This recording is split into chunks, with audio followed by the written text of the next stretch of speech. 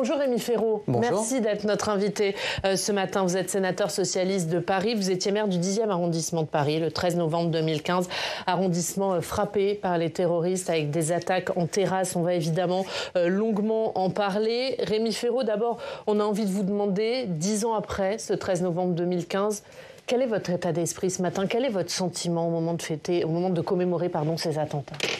Il y a de l'émotion, il y a de la gravité. Il y a une fidélité aussi à une mémoire, une histoire qui est celle de Paris, celle du 10e arrondissement dont j'étais maire. Il y a des souvenirs qui remontent, évidemment, et la volonté d'être à la hauteur de ce moment, parce qu'évidemment, 10 ans, c'est aussi un passage dans la mémoire collective et dans la mémoire de chacun et chacune d'entre nous. Vous étiez maire, on le disait, de ce 10e arrondissement de Paris. C'est là où se trouve le Carillon, où se trouve le Petit Cambodge. Ce sont les terrasses qui ont été frappées par les terroristes. Quel souvenir vous gardez de cette nuit-là? Je garde le souvenir de l'appel d'abord que j'ai reçu d'un de mes adjoints me disant qu'il avait appris par sa fille qu'il y aurait eu une fusillade au Carillon. Je me rappelle aussi du coup de fil que j'ai passé au commissaire du 10e arrondissement de l'époque, qui m'a rappelé quelques secondes après pour me dire qu'en effet, il y avait des événements très graves dont nous ne connaissions pas encore la nature. Je me souviens avoir tout de suite pensé à ce que nous avait dit le procureur Molins, que vous avez reçu, je crois, ici hier ou avant-hier. 3 jours avant, le 10 novembre, il avait reçu, comme il le faisait tous les 6 mois, les maires d'arrondissement, avec la maire de Paris, son adjoint à la sécurité. Et il nous avait dit, nous allons parler des problèmes dont nous parlons à chaque fois en termes de travail du parquet par rapport au sujet de sécurité parisien.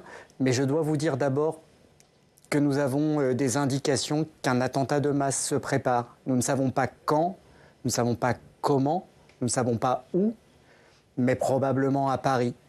Et j'ai tout de suite pensé, en apprenant qu'il y avait une fusillade très grave, que même si le lieu semblait incroyable pour une cible terroriste, ça pouvait être cela. Vous aviez compris qu'on était dans ce multi-attentat, tout de suite? Non, mais quelques minutes après. Et je me souviens aussi, évidemment, lorsque j'ai pu aller sur place, au coin de la rue Bichat et de la rue Alibert, devant le Petit Cambodge et le Carillon, pendant que se déroulait l'attaque du Bataclan. Je me souviens évidemment de la vision des personnes décédées sur le trottoir, des corps, et également de tous les rescapés et de leur silence, de leur état de sidération. C'est ce silence qui m'a beaucoup marqué, moi qui n'ai pas été présent au moment de l'attentat lui-même. Et puis évidemment, je me souviens ensuite des jours, des semaines, des mois qui ont suivi. Et on va en parler. Est-ce que quand vous êtes descendu sur ces terrasses, vous avez réalisé tout de suite, ou vous aussi, vous étiez dans un état de sidération, quelque chose qui vous semblait un peu irréel? J'étais, je crois, aussi dans cet état de sidération. Et d'abord, on cherche à comprendre.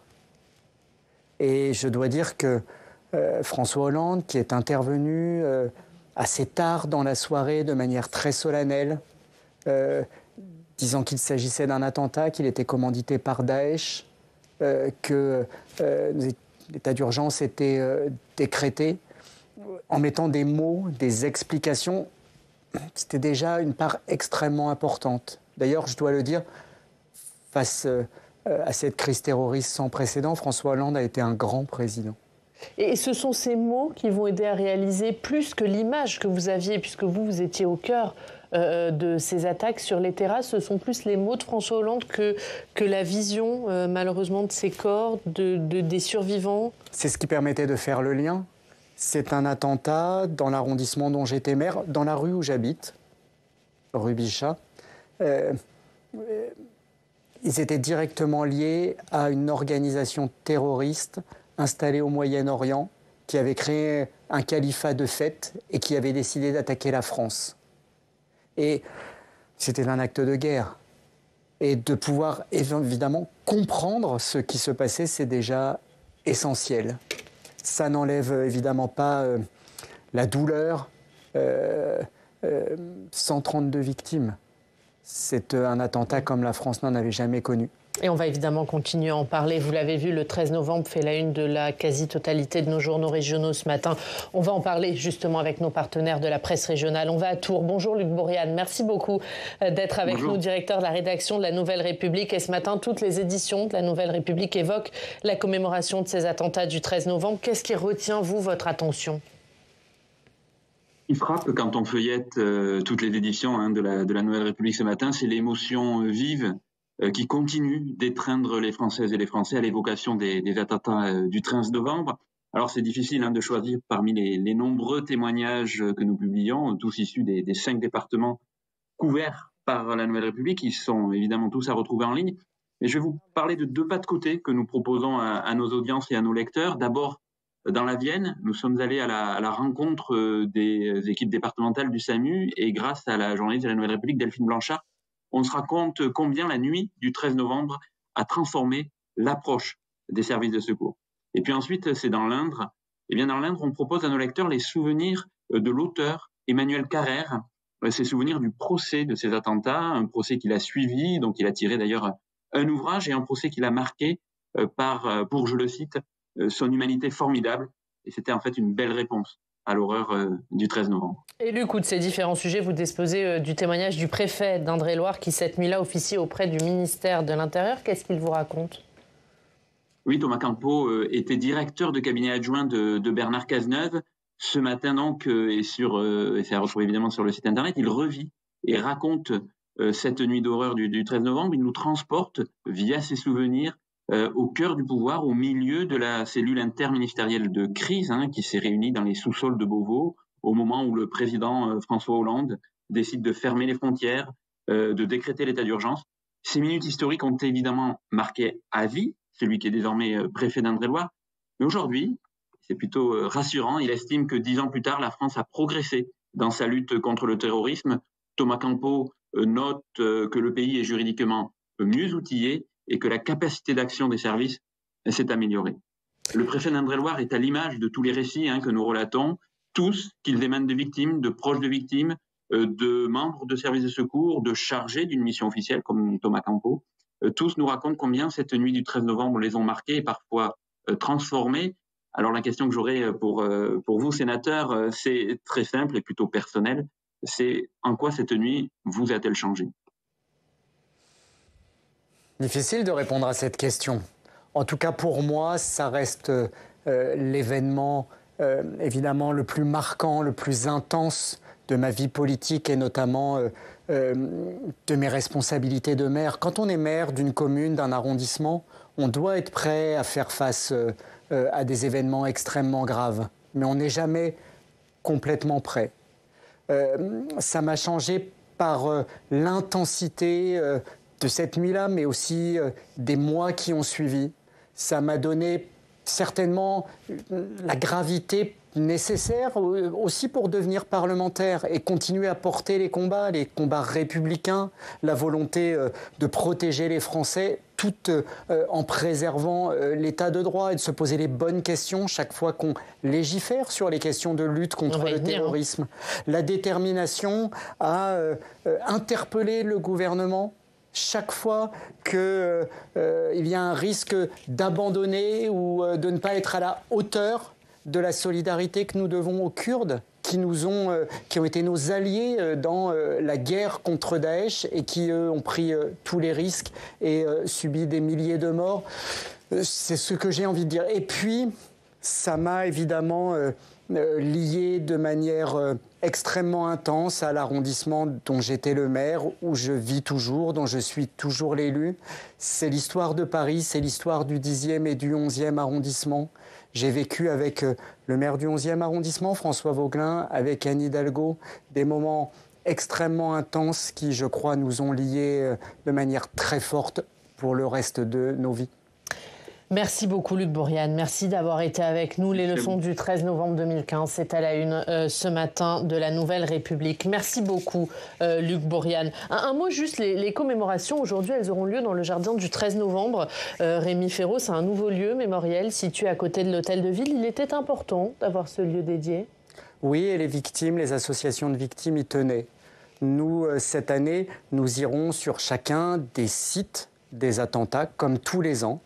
Puis la journée se conclura par une cérémonie, une inauguration d'un jardin mémoriel qui est au cœur de Paris, derrière l'hôtel de ville, devant l'église Saint-Gervais, qui rappelle l'ensemble des lieux des attentats, qui est dédié aux 132 victimes, qui permettra à chacun de se recueillir, qui inscrit la mémoire des attentats au cœur de Paris. J'ai beaucoup aimé la phrase d'Arthur Desnouveaux dans son livre « Vivre après le Bataclan ». C'est le président d'une des associations de victimes. Je la cite de mémoire, mais il dit « J'aime à croire qu'une ville qui laisse apparentes ses cicatrices réalise un vrai travail de mémoire ». Et c'est cette reconstruction, cette capacité de Paris à se projeter dans l'avenir en étant fidèle à sa mémoire, en n'oubliant pas les victimes, en les inscrivant au cœur de Paris. Eh bien, je crois que nous réalisons, nous transmettons de manière utile et de la bonne façon. Et c'est le lieu que les associations de victimes, avec la maire de Paris, ont choisi. Il est vraiment au cœur de Paris, derrière l'hôtel de ville. Et le 13 novembre a aussi marqué un tournant dans notre arsenal sécuritaire et antiterroriste. On va faire le point sur les lois votées depuis ce jour avec vous, Clémentine. Depuis ces attentats de novembre 2015, la loi a beaucoup évolué. Oui, et l'une des lois les plus ambitieuses s'appelle la loi SILT, S-I-L-T, pour sécurité intérieure et lutte contre le terrorisme. Elle est promulguée le 30 octobre 2017 et elle change beaucoup de choses. Alors, sans rentrer dans tous les détails, il y a 4 grands dispositifs instaurés par cette loi. Premièrement, le préfet peut décider de périmètres de protection autour d'événements ou de lieux comme par exemple les marchés de Noël ou les stades. Et cela permet des contrôles d'identité, des contrôles des sacs, des contrôles de véhicules, des mesures qui étaient auparavant réservées en cas d'état d'urgence. Et puis, autre disposition importante de cette loi, la possibilité de fermer des lieux de culte suspectés de faire l'apologie du terrorisme pour une durée maximum de 6 mois. Troisième mesure de cette loi SILT, le ministre de l'Intérieur peut décider de mesures de surveillance à l'encontre d'une personne s'il y a des mesures de pensée qu'elle constitue une menace pour l'ordre public et pour la sécurité. Et puis, dernière mesure de cette SILT, le préfet, avec autorisation du juge, peut visiter un lieu ou un domicile qui abrite une personne suspectée de terrorisme et peut saisir des documents, ordinateurs, téléphones portables, par exemple. Et cette loi a été renforcée. Oui, elle a été renforcée en juillet 2021. Une autre loi vient pérenniser, adapter cette première loi SILT. Alors d'abord, elle crée une nouvelle mesure judiciaire de prévention de la récidive terroriste et de réinsertion. Cela concerne en fait les anciens condamnés qui sortent de prison et qui sont considérés comme encore dangereux. Concrètement, cette loi renforce le suivi judiciaire, met en place des obligations de pointage, une interdiction de contact et de déplacement, et puis parfois l'obligation d'un suivi socio-psychologique. Et puis un dernier mot, Clémentine, parce que cette loi, elle modifie encore une autre loi. Oui, elle modifie, encore une autre loi. Elle modifie la loi de 2015 sur le renseignement. Alors concrètement, cela permet en fait plus de recours aux algorithmes qui sont chargés de détecter des comportements suspects sur Internet, et puis la possibilité d'intercepter des communications satellitaires. Vous avez des questions, Clémentine, pour Rémi Piroux? Oui, cet arsenal juridique, on vient de le voir, s'est étoffé depuis 2015. Est-ce qu'il est suffisamment ambitieux pour lutter aujourd'hui contre la menace terroriste en France? Il s'est beaucoup étoffé. Je pense que chaque gouvernement et les parlementaires ont veillé, autant qu'il est possible, à améliorer l'efficacité de la lutte antiterroriste sans remettre en cause l'état de droit, la protection des libertés individuelles de notre démocratie. Je ne crois pas qu'il y ait aujourd'hui de projet de loi en préparation, mais peut-être qu'il y en aura de nécessaires. Voilà, mais je ne crois pas que ce soit le sujet du jour. Et je veux saluer aussi le travail des services de sécurité, de renseignement, qui ont évidemment reçu des moyens supplémentaires, c'est indispensable, et qui font un travail d'extrêmement grande qualité. C'est eux qui évitent que des attentats soient commis. Et nous sommes parfois au courant, parfois nous ne le sommes pas. Nous savons que le risque terroriste reste extrêmement important. peut-être pas la projection de commando comme en 2015, mais des initiatives individuelles ou de petits groupes d'auto-radicalisation, de radicalisation extrêmement rapide. Nous le voyons encore ces derniers temps. Moi, je crois d'abord à l'efficacité par les moyens, que d'abord toujours prendre des mesures législatives nouvelles, sauf si elles s'avèrent nécessaires. Il faut être sans naïveté, sans faiblesse, avec toujours l'idée de protéger notre démocratie et l'état de droit. Je crois que c'est ce que la France a réussi à faire depuis 2015. Elle a trouvé le bon équilibre, selon vous? Je pense qu'à chaque fois, on y a veillé. Rien n'est parfait. Mais la plupart de ces mesures ont été votées très largement. Et j'espère que cela pourra se poursuivre, évidemment, à l'avenir. Merci Clémentine. On va parler d'un autre sujet qui fait l'actualité. Rémi Féraud, c'est l'Assemblée nationale qui a voté hier la suspension de la réforme des retraites. Les macronistes se sont abstenus, mais les républicains majoritaires au Sénat ont voté contre. On va écouter Laurent Wauquiez, le patron des députés LR. C'était hier en séance. Alors oui, bien sûr, il peut être populaire de vendre aux Français une suspension illusoire de la réforme des retraites. Alors oui, bien sûr, il peut être facile de vendre une suspension de la réforme des retraites, faisant croire que par magie, on peut baisser l'âge de départ à un moment où le nombre de retraités augmente et où celui des actifs diminue. Mes chers collègues, nous pensons au contraire qu'il faut dire la vérité aux Français. La vérité est que dans un pays qui est ruiné, suspendre la réforme des retraites est illusoire. Vous entendez Laurent Wauquiez, LR majoritaire ici au Sénat. Est-ce que la victoire que vous avez obtenue hier, elle risque d'être de courte durée? Au Sénat, je le crains. Mais c'est l'Assemblée nationale qui aura le dernier mot. Donc, cette réforme des retraites, qui a été adoptée sans être jamais vraiment votée. Et il me semble que c'était en mars 2023.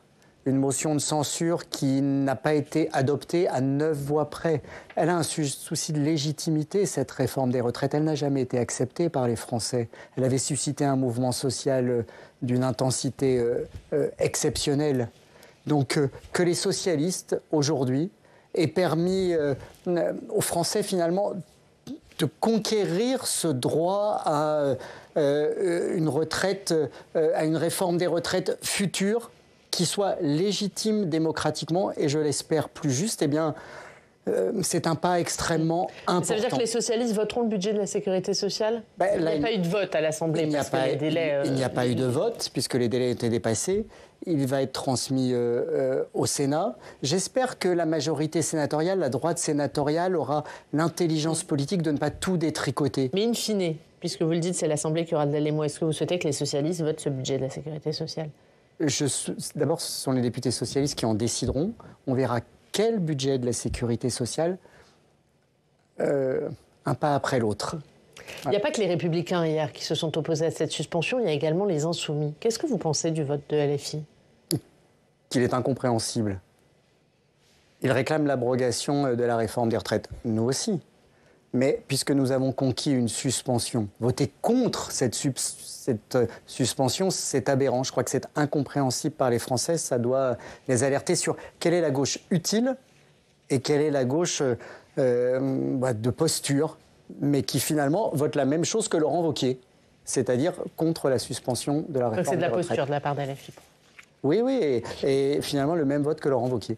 On va parler, pour finir, des municipales. À Paris, Rémi Féraud, Rachida Dati, qui pour le moment est en tête dans des sondages. La gauche va perdre la capitale? Je crois pas. D'abord, c'est les Parisiens qui décideront. Puis vous savez, dans les municipales de 2020, on disait déjà la gauche va perdre la capitale Paris. Anne Hidalgo a été très largement c'est pas le même mode de scrutin, du coup. Est-ce que vous redoutez ce nouveau mode de scrutin pour la gauche? D'une certaine manière, oui, puisqu'il a été changé pour permettre à Rachida Dati de gagner, malgré une absence d'implantation solide dans les arrondissements.